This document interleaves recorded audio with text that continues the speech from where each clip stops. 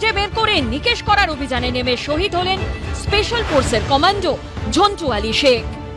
দেশ রক্ষা করতে গিয়ে জঙ্গিদের গুলিতে ক্ষতবিক্ষত হয়ে গেলেন নদিয়া তেহট্টের এই বীর জওয়ান। ছেলেকে হারিয়ে কেঁদেই চলেছেন বাবা, কষ্ট করে বড় করেছিলেন। সুবার আলী শেখের বড় ছেলে সেনাবাহিনীতে, ছোট ছেলেও সেই পথেই হেঁটেছিলেন, তাকেই শেষ করে দিল জঙ্গিরা।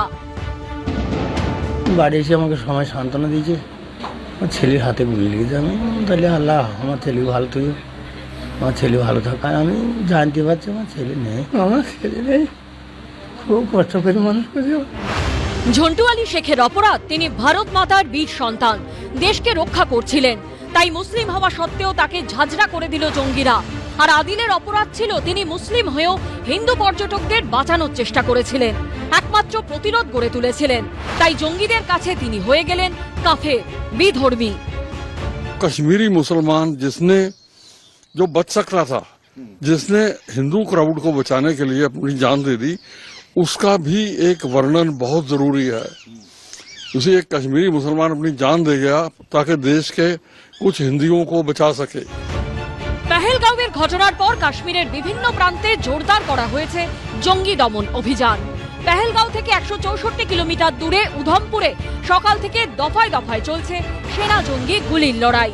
সূত্রের দাবি, উধমপুরে লুকিয়ে থাকা জঙ্গিদের মধ্যে পেহেলগাঁওয়ের হামলাকারীরাও থাকতে পারে। এই অভিযানেই সামিল ছিলেন প্যারা কমান্ডো ঝন্টু আলী শেখ। জম্মুতে যে ধরনের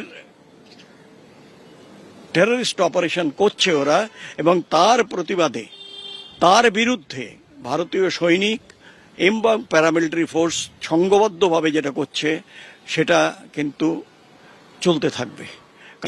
ছেলেটি যেটা হলো মারা গেছে, এবং তুমি ওর চেহারা দেখে বোঝা যায় যে how contented he is and how proud he is in his uniform.